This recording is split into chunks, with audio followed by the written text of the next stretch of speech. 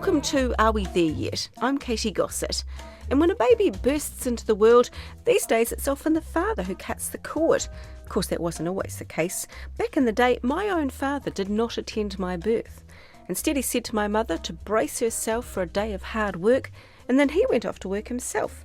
That was just the way things were back then, but it's fair to say times have changed. It sounds cheesy to say it's a wonderful thing and it's a life-changing experience, but it really, really is. I would say that the modern man is definitely more assertive in the home. They're much more involved in the character of their children. So in the same way that we talked about the sudden stresses new mothers can face on the show, this episode is all about the men folk, because chances are no one gave them a real heads up as to what was going to happen either.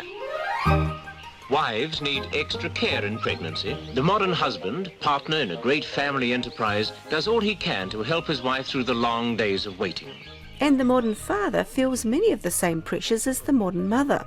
I feel it from inside myself. I want to be the best parent I can and I want to make my child happy. If any pressure it is that I felt, it's pressure for me to kind of break out of my own way of life. I'm a great procrastinator, so if I can sit on the couch as long as possible, I'll do that. But I realise slowly but surely that with kids you can't get away with it.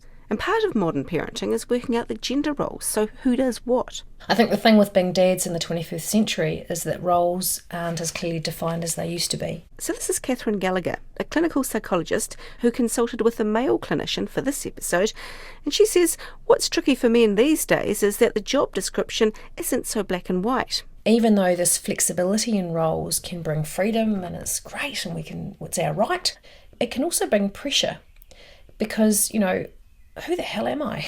And how the hell am I supposed to do this role? And am I doing it as well as I should? Because if I am a main breadwinner, I might be around other dads who are doing more and seem to be talking to their kids about feelings or are involved with going down to school more. Should I feel guilty about the fact that I'm not doing that?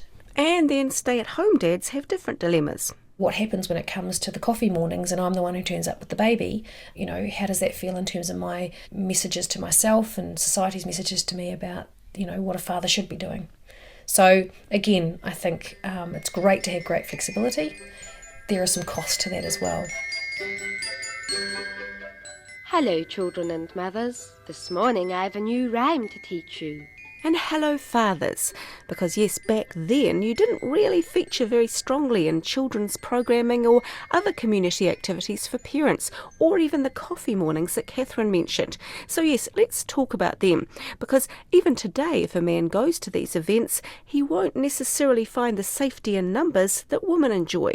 I remember going to a music thing at a local church with a baby, and it was all women. I was the only guy, and I just felt so isolated. It was really quite an unpleasant experience. A couple of times I've been along to those, and I was the only male there, but the mothers were actually super supportive. They were happy to see you. I've heard stories of, family rooms where fathers have been present and mothers have scoffed at their arrival into the room, but it's never happened to me. And you'd have these funny little interactions as well sometimes over the day, which, oh, daddy daycare today, is it? That sort of stuff used to wind me up a bit. Also annoying to men are advertising campaigns which imply they can't cook at all, and double standards which they don't like any more than women do.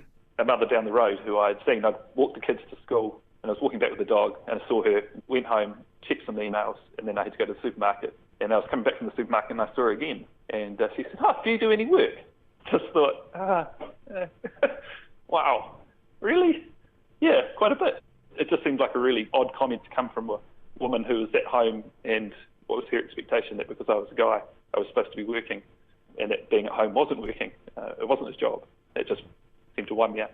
And it would be good if men did feel comfortable in the job, because the research shows their involvement's pretty important. There is lots and lots of evidence that children growing up without the input and contact from their dad have much poorer educational and health outcomes. Kids don't do as well if dads aren't in their lives. So Catherine Gallagher again, our clinical psychologist, and she reminds us too that the way mothers and fathers interact is also important.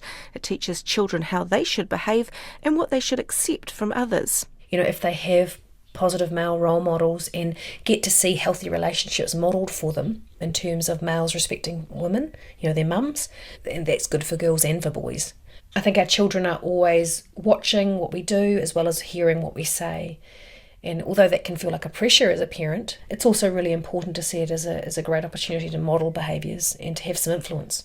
And to model some different approaches to problems. A male way of doing things has great value.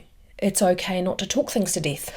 Now, as a female, I would disagree with that, and my children would see that I disagree with that, obviously, very frequently, and talk to them about it.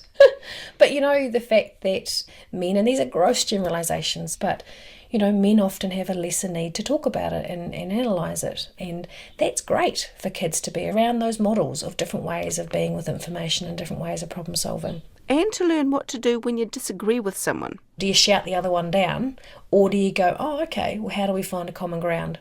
And that's where, dads and mums have a really important role in modelling, healthy relationships. What does respect look like? What does conflict resolution look like? At long last, a return to fashion dignity. Summit of New Zealand proudly announce the Dignity of Man, a brilliant and very much individual collection of fashion shirts. An experience of exciting new fabrics and colours. Summit's Dignity of Man collection. And then there is the manly man, the fact of just being a different kind of presence in a child's life. Dads physically have got bigger voices often, although I can do a pretty good version of a big voice, but it tends to come across as a fishwife, so it may not have the same effect. But kids working out that actually a big loud voice isn't necessarily always an angry voice, or kind of what are the other cues that I might look for, especially from a boy. Being loud isn't something to always be shushed. Sometimes it's okay to be exuberant and to talk about things in a passionate way. And then there's the all-important rough and tumble. Often dads, again, generalisation, are the ones who'll get out there and be muddy and messy with kids. Rough and tumble is essential, for kids to learn about their bodies and to learn about how to get excited, but also then how to calm down again, how to know the boundaries of their bodies and how to be in space and how to be safe, all of those kinds of things. But it shouldn't feel like a pressure either. I feel like the father has to kind of sometimes initiate great adventures with their kids. So that expectation makes it tricky. I don't feel a responsibility to be the rough and tumble person. We're probably a bit different. I do all the dancing with the kids. I love to dance. Girls crank up Nicki Minaj and we dance around the lounge. That's probably a bit against the gender code. It's good fun. I feel like I've heard murmurings of how people perceive fathers to be these days. I sometimes feel like I have to live up to that. Whatever the particular pressures, Catherine Gallagher says men need to be prepared for the fact that fatherhood's going to bring a lot of new emotions. Dads need to be given permission to feel those strong feelings because it can take you by surprise. And I think often, women might have their girlfriends, which they'll say, oh my God, I was so stressed and this is happening for me. But I think some of the stuff with dads mean they kind of, I shouldn't say suffer in silence, but might be more likely to go, well, that's not the kind of thing you talk about at the pub. Again, gross generalisations. So actually, what do I do with these feelings I've got about being a parent, about the guilt I might feel about not doing a good enough job, or the intensity of worry I feel about my child doing this thing, or the anger I might feel about the disrespect that they show me. They're probably experiencing emotions they've never had in their lives. And so some support and some normalising around that is really important as well. And men should also prepare for the fact that a lot of the things they're used to having, colleagues, office banter, even a bit of downtime, can just disappear overnight. You're going to be at home a lot. You'll be at home for some hours sometimes in the middle of the day. So I was in the past out a lot. I did a lot of activities, so I found that quite a shock. If you don't have much of a chance to go out, friends kind of tend to come to you. Most of the conversation revolves around the baby and how your life has changed now that you've had the baby. That's all great, but it is completely different to what life was like beforehand. So Catherine Gallagher says it's important for new fathers to talk to their partners about how these things feel and to make plans, including for how to deal with things like coffee mornings. Being open and upfront with the people that you're in the group with to say, hey, look, this is all new to me. What I'd really like is some feedback, or just know I'm feeling a bit uncomfortable. And that's a really brave thing to say. Because you're opening yourself up and making yourself a bit vulnerable. But if you break the ice in that way, the thing that parents have all got in common is anxiety. And so again, to own that and go, I do feel like a bit of a fish out of water.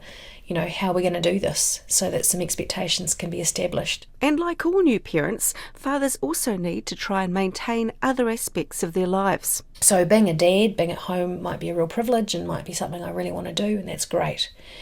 But has it also meant that I've given up my mountain biking on a Saturday? Or has it also meant that actually I was always catching up with the guys?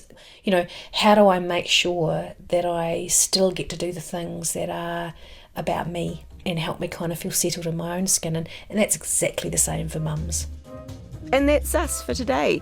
This podcast was produced and presented by me, Katy Gosset, with musical engineering by Adam McCauley.